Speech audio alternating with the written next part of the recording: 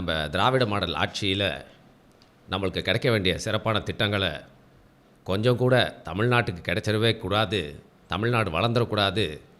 நம்மளை மாதிரி பார்த்திங்கன்னா பிஜேபி மாடல் குஜராத் மாடல் ஆட்சியோட தோல்வியை உலகமே பேசிகிட்டு இருக்கப்போ, உலகமே திராவிட மாடல் ஆட்சியில், அதுவும் இந்த பொற்கால ஆட்சியில் நம்மளுக்கு கிடைக்க வேண்டிய திட்டங்கள்லாம் கிடைச்சா தமிழ்நாடு வளர்ந்து உலகத்துக்கே ஒரு பெயர் சொல்லும் உதாரணமாக மாறிடுன்னு பயந்து போய் ரொம்ப கோழத்தனமாக மோடி தன்னுடைய பாசிச அரசாங்கத்தை வச்சு தமிழகத்துக்கு கிடைக்க வேண்டிய சிறப்பு திட்டத்தை கிடைக்காம தடுக்கிறாங்க.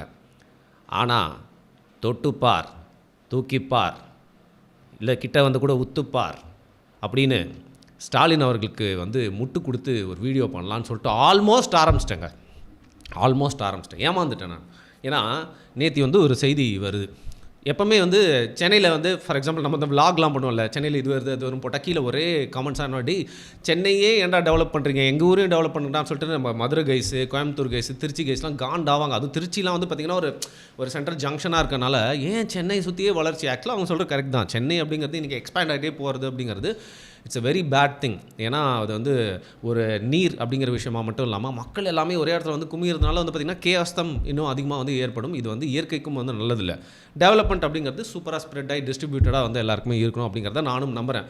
அந்த வகையில் நேத்தி பார்த்திங்கன்னா ஒரு நியூஸ் பார்த்தோன்னா ஏன் ரியாக்ட் ஆகிட்டேன், கோவப்பட்டுட்டேன் அப்படின்னா, நம்ம மதுரை, நம்ம கோயம்புத்தூர் இந்த 2 Tier 2 சிட்டிஸ்லேயும் மெட்ரோ ப்ராஜெக்டை தமிழக அரசாங்கம் பார்த்திங்கன்னா சென்ட்ரலுக்கு அனுப்பியிருக்காங்க. ஒரு டிபிஆர், டீட்டெயில்டு ப்ராஜெக்ட் ரிப்போர்ட் அப்படின்னு சொல்லப்படுறது. ஆய்வெல்லாம் பண்ணி இந்த மாதிரி மெட்ரோ ஸ்டேஷன் இடத்துலாம் வரப்போகுது, இவ்வளோ ஸ்டேஷன்ஸ் இருக்க போகுது, இவ்வளோ நேரம் முழு நேர பயணம் இருக்கும்.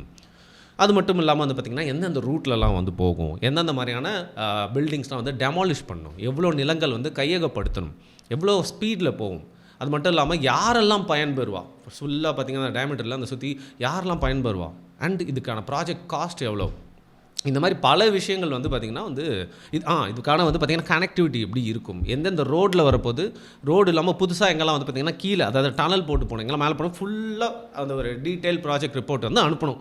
இந்த மாதிரி ப்ராஜெக்ட்டுக்கு ப்ரொப்போஸ் பண்ணுறாங்க அப்படிங்கிற பட்சத்தில் அப்படி ஒரு ரிப்போர்ட்டை நம்மளுடைய திராவிட மாடல் ஆட்சியில் பார்த்திங்கன்னா ப்ரிப்பேர் பண்ணி அனுப்பியிருக்காங்க. அப்படி அனுப்பினோன்னே ரிஜெக்ட் பண்ணிட்டாங்க. கோயம்புத்தூருக்கும் மதுரைக்கும் மெட்ரோ இல்லை அப்படிங்கிற செய்தியை நான் பார்க்குறேன். அந்த செய்தியை பார்த்துட்டு அதுக்கப்புறம் ட்விட்டர் தளத்தில் பார்த்தா நம்ம பொன்னான முதல்வர் ஒரு போஸ்ட் போட்டிருந்தார்.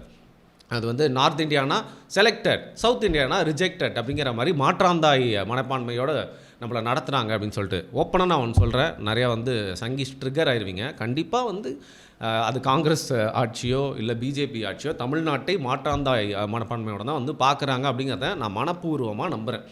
ஏதாவது இங்கே கூடங்குளத்தில் அணு அப்படின்னா பார்த்திங்கன்னா இங்கே தான் கொட்டணும். பட் வேறு ஏதாவது பெரிய ப்ராஜெக்ட் அப்படின்னா பார்த்திங்கன்னா நார்த்துக்கு சூட்டு போய் அழகாக வச்சுருவாங்க. அந்தளவுக்கு தமிழ்நாட்டை இன்றைக்கி வரைக்கும் ஒரு எக்ஸ்பெரிமெண்டல் லேபாக தான் இந்த 2 அரசாங்கம்னு பார்த்துட்டு இருக்காங்க. சவுத்துனாலே அவங்களுக்கு பார்வையே ரொம்ப கீழே அப்படிங்கிற மாதிரி இருக்குன்றதான் என்னுடைய பார்வை, நம்பிக்கை. அந்த வகையில் நம்ம முதல்வரோட அந்த போஸ்ட்டை பார்த்து நான் ட்ரிகராகி என்ன பண்ணிட்டேன், நம்மளுக்கு திமுக மேலே நிறைய விமர்சனங்கள் இருந்தாலும் நம்மளுக்கு சவுத்தா நார்த்தான்னு கேட்டால் சவுத்துக்கு தானே சப்போர்ட் பண்ணணும், நம்ம ஊருக்கு தானே சப்போர்ட் பண்ணணும். இந்த ஃபாசிஸ் ஆட்சியில் எப்படா எங்களுக்கு வர வேண்டிய திட்டத்தை எதிர்ப்பீங்க? சென்னையை தாண்டி எங்களோட பொன்னான 2 ஊர், cultural city Madurai and Manchester of இந்தியான்னு சொல்லப்படுற கோயம்புத்தூர், 2த்துலேயுமே ஒரு மெட்ரோ வந்தால் அந்த ஊர் வேறு மாதிரி டெவலப் ஆகும்ல. நிறைய பேர் சென்னையை நோக்கியே வரமாட்டாங்கள, நிறைய கம்பெனிஸ் அங்கே போகும்ல. இதன் மூலிமா சொந்த ஊருக்கு பக்கத்தில் எல்லாருமே வாழலாமே, ஒரு சிட்டிலே எல்லாருமே ஏன் குமியணும் அப்படிங்கிற மாதிரி ஒரு சென்னைக்காரனாக கொஞ்சம் டிராஃபிக் குறையில இது மாதிரிலாம் யோசித்து எனக்கு செம்ம கடுப்பாயிருச்சு. சரி, இதை குறித்து ஒரு காணொலி செய்யலாம். மத்திய அரசை முழுக்க விமர்சித்து, மோடியின் ஆட்சியை முழுக்க விமர்சித்து, ஏங்க எங்களுக்கு ப்ராஜெக்ட் தரமாட்டீங்க அப்படின்னு சொல்லிட்டு உரிமையாக கேட்டு ஒரு வீடியோ பண்ணணும் அப்படின்னு சொல்லிட்டு வந்தப்போ தான் டக்குன்னு பார்த்தா இன்னொரு செய்தி இன்றைக்கி போட்டேன். நல்ல வேலை தப்பிச்சிக்கிட்டேன், இல்லைனா எல்லாருமே கலாய்ச்சி தள்ளியிருப்பீங்க. உண்மை என்ன அப்படின்னு பார்த்தா, இந்த ப்ராஜெக்டை கண்மூடித்தனமாக மத்திய அரசாங்கம் ரிஜெக்ட் பண்ணல. நிறைய நேரம் பார்த்திங்கன்னா மாற்றாந்தாய் மனப்படம் பார்ப்பாங்கன்னு நம்புறேன்னு சொன்னல. ஆனால் இந்த ப்ராஜெக்டில் அவங்க என்ன பண்ணியிருக்காங்க, இந்த டிபிஆர் பார்த்துருக்காங்க, டீட்டெயில் ப்ராஜெக்ட் ரிப்போர்ட்டை பார்த்துட்டு அதில் இவங்க அந்த போட்ட ரூட்டு, அதுக்கப்புறம் எத்தனை பேர் பயன்பெறுவாங்க, ப்ராஜெக்ட் காஸ்ட்டு, ஒரு ஸ்டேஷனுக்குமே இருக்கக்கூடிய இடைவெளி, ட்ரெயின் அதாவது மெட்ரோ ட்ரெயின் ஸ்பீடாக போகுதுன்னு வச்சுக்கோங்களேன், ரோட்வேஸில் அதே நேரத்தில் ஒரு வாகனம் போகுது அப்படின்னா அதோட ஸ்பீடுக்கும் இந்த மெட்ரோ ட்ரெயின் ஸ்பீடுக்கும் எவ்வளோ வித்தியாசம், அதன்படி தான் அது எஃபெக்டிவாக இல்லையான்னு தெரியும். இந்த மாதிரி நிறையா விஷயங்கள் செம்ம சொதப்பல். உதாரணத்துக்கு பார்த்திங்கன்னா இதில் மதுரைக்கு ஒரு பிரச்சனைனா கோயம்புத்தூருக்கு ஒரு பிரச்சனை. ஃபஸ்ட்டு மதுரையை முடிச்சிடுவோம். ஏன்னா மதுரைக்கு இப்போதைக்கு வந்து பார்த்திங்கன்னா இவங்க கொடுத்துருக்க அந்த சென்சஸ் படி நம்ம தமிழக அரசாங்கம் ப்ரொப்போஸ் பண்ணியிருக்க சென்சஸாக இருக்கட்டும், மத்திய அரசாங்கம் டேட்டாவில் வச்சிருக்க சென்சஸாக இருக்கட்டும், நம்ம எல்லாருக்குமே வந்து பார்த்திங்கன்னா டீட்டெயில்டு சென்சஸ் அப்படிங்கிறது 2011 வந்து எடுக்கப்பட்டு இன்றைக்கி வரைக்கும் ஒரு தோராயமாக இப்படி இருக்குது அப்படி இருக்குன்னு சொன்னாலும் ரொம்ப அதிகாரப்பூர்வமாக அந்த 2011 எடுக்கப்பட்ட சென்சஸ் வச்சு தான் நிறைய விஷயங்களை இன்றைக்கி வந்து கால்குலேட் பண்ணி வந்து பண்ணிருக்காங்க. அந்த வகையில் அந்த சென்சஸ் படி வந்து பார்த்திங்கன்னா மதுரையில் இருக்கக்கூடிய மக்கள் தொகை அப்படிங்கிறது எப்போவுமே இருக்கக்கூடிய ஒரு சாலிட் பாப்புலேஷன் அப்படிங்கிறது 15 to 16 lakhs தான் இருக்குது. இது ஒரு சிட்டிக்கு Tier 2 சிட்டிக்கு மெட்ரோ அப்படிங்கிற திட்டம் கொண்டு வரதுக்கு தேவையில்லை, அந்த பேராமீட்டரை வந்து அது வந்து ரீச் பண்ணல. அப்படிங்கிறனால மதுரை அப்படிங்கிற சிட்டிக்கு இப்போதைக்கு மெட்ரோ ட்ரெயின் அப்படிங்கிறது அந்த ப்ராஜெக்ட் அப்படிங்கிறது எங்களால் ப்ரொப்போசல் ஒத்துக்க முடியாது, அப்ரூவ் பண்ண முடியாது. அது மட்டும் இல்லாமல் அந்த அப்ரூவ் பண்ண முடியாதுன்னு சொல்லப்படுற மதுரைக்கே வந்து நீங்கள் ப்ரொப்போஸ் பண்ணியிருக்கிறது அப்படிங்கிறது சரியான ஒரு திட்டம் இல்லை, சரியான டீட்டெயிலிங் போடல, அதுலேயும் செம்ம சொதப்பி வச்சுருக்காங்கன்னு சொல்லிட்டாங்க. சரி, மதுரைக்கு இந்த கதையா. இப்போ கோயம்புத்தூருக்கு வருவோம். கோயம்புத்தூருக்கு மெட்ரோ ப்ராஜெக்ட் வந்து அதுக்கு எலிஜிபிளாக அந்த சிட்டின்னு கேட்டால் எலிஜிபிள் தான். ஆனால் இவங்க என்ன குளறுபடி பண்ணியிருக்காங்கன்னு பார்த்தீங்கன்னா, போகிற ரூட்டாக இருக்கட்டும், அண்ட் போகிற ரூட்டில் வந்து இவங்க எதை பார்த்து பயந்துட்டாங்களாம் அந்த ரிப்போர்ட்டை பார்த்து, அந்த ரூட் போகிறதுனால எல்லா மெட்ரோ திட்டங்களுக்கும் ஏதாவது ஒரு வீடை இடிக்க வேண்டியிருக்கும், ஏதாவது ஒரு ரோடை வந்து நோண்ட வேண்டியிருக்கும், பல பேரோட நிலங்களை வந்து கையகப்படுத்தணும். இந்த ப்ராஜெக்ட் வந்து அப்படி தான் வந்து அமையும். பட் இவங்க போட்டு கொடுத்துருக்க திட்டம் கோயம்புத்தூரே வந்து புரட்டி போடுற அளவுக்கு தேவையில்லாத ரோடு, தேவையில்லாத பில்டிங்ஸ் எல்லாத்தையும் வந்து பார்த்திங்கன்னா சும்மா பிரித்து மேய்ஞ்சி அப்படியே தலைகீழாக போடுற அளவுக்கு வந்து இவங்களோட ப்ராஜெக்ட் ரிப்போர்ட் கொடுத்துருக்காங்க. அது மட்டும் இல்லாமல் ஸ்டேஷன்ஸ்க்கு உண்டான இடைவெளி இருக்கு இல்லையா, அது வந்து பார்த்திங்கன்னா ரொம்ப கம்மியாக இருக்குது. அண்ட் சரியான ஸ்பீடு, நான் ஏற்கனவே சொன்ன மாதிரி பார்த்திங்கன்னா ரோட் டிரான்ஸ்போர்ட் ஸ்பீடுக்கும் இந்த ட்ரெயின் ஸ்பீடுக்கும் என்ன இருக்கும் வித்தியாசம் அப்படின்னு பார்த்தா ரொம்ப கம்மி அளவு தான் வித்தியாசம் இருக்குது. அப்புறையே வந்து அந்த ஒரு மெட்ரோ ப்ராஜெக்ட் வந்து இந்த சிட்டிக்கு வரணும் அப்படிங்கிற ஒரு கேள்வி எழுறது மட்டும் இல்லாமல் இதுக்கான ப்ராஜெக்ட் காஸ்ட் வந்து பார்த்திங்கன்னா கண்ணா பின்னான்னு போட்டு வச்சுருக்காங்க.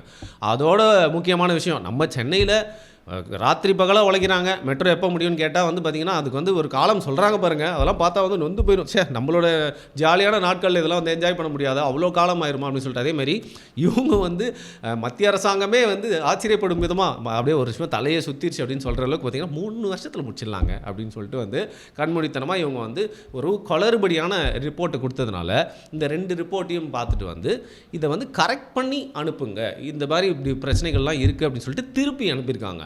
அதை வச்சு உடனே நம்ம தமிழக அரசாங்கம் என்ன பண்ணிடுச்சுன்னு பார்த்தீங்கன்னா, இதை வச்சு ஒரு அரசியல் பண்ணாதானே. ஏன்னா இன்றைக்கி திமுகவுக்கு வந்து ஒரு ஐடென்டிட்டி கிரைசிஸ் வந்திருக்கு அப்படிங்கிறனால அவங்களுக்கு என்ன தான் அதிமுக இங்கே வில்லன் அப்படின்னாலும் நாங்கள் சனாதானத்தை எதிர்க்கிறோம், அண்ட் பாஜகவுக்கு எதிராக வந்து நாங்கள் தான் இன்றைக்கி இருக்கிற ஒரே கட்சி. ஏன்னா உண்மை தான், 2-3 கட்சிகள் தான் இந்தியா முழுக்க மாநில கட்சிகள் ரொம்ப ஸ்ட்ராங்காக இருக்குது. அப்படிங்கிற பட்சத்தில் இவங்க முழுக்க மோடி எதிர்ப்பு அந்த அரசியல் பண்ணிட்டு இருக்கிறது, பிஜேபி எதிர்ப்பு அரசியல் பண்ணுறதுனால தான் இவங்களை ஸ்ட்ராங்காக காட்டிக்க முடியும், இவங்களுக்கு உண்டான தேவை இருக்கும் அப்படின்னு காட்டுறதுக்காக இந்த ஒரு குளறுபடி மேட்டரை டக்குன்னு வந்து பயன்படுத்திக்கிட்டு தமிழக மக்கள்லாம் வந்து ஏற்றி விட்டு நியூஸ்லாம் வந்து ஸ்ப்ரெட் பண்ணிட்டாங்க. இன்றைக்கி பார்த்தீங்கன்னா இந்த மாதிரி உண்மைகள்லாம் வந்து வெளில வருது. நிஜமாகவே சொல்கிறேங்க, Tier 2 சிட்டிஸ்க்கு வந்து மதுரையில் கொஞ்சம் பாப்புலேஷனை கொஞ்சம் அதிகப்படுத்துறதுக்கு அங்கே இருக்கவங்களாம் எதாவது பண்ணால் கொஞ்சம் நல்லாயிருக்கும். பட் கோயம்புத்தூரில் வந்து பார்த்திங்கன்னா மெட்ரோ வந்துச்சு அப்படின்னா எனக்கு ரொம்ப சந்தோஷமாக தான் இருக்கும். ஆக்சுவலாக மதுரைக்கு வந்தாலும் நல்லா தான் இருக்கும். பட் சில பேராமீட்டர்ஸ்லாம் ரீச் பண்ண முடியலன்னா வந்து என்ன பண்ணுறது, இந்த நேரத்தில் வந்து பார்த்திங்கன்னா நீங்கள் ஒரு ப்ரொப்போசலாக அனுப்புகிறீங்க, அதை நீங்கள் சரியாக அனுப்பாமல் சொதப்பிட்டு இப்போ வந்து மத்திய அரசாங்கம் இப்படி பண்ணுறாங்கன்னு சொல்லிட்டு மக்களோட கோவத்தை அந்த பக்கம் திருப்ப பார்த்து அதன் மூலியமாக ஒரு அரசியல் செய்கிறது அப்படிங்கிறது ரொம்ப ரொம்ப பேடான விஷயமா இருக்குது. நான் கூட உங்களை ஒரு நிமிஷம் நம்பிட்டேன். இப்படி பல பேர் உங்களை பார்த்து வந்து கண்மூடித்தனமாக நம்பியிருப்பான், உங்கள் கட்சிக்கு ஓட்டு போடாதவனா கூட இருப்பான்.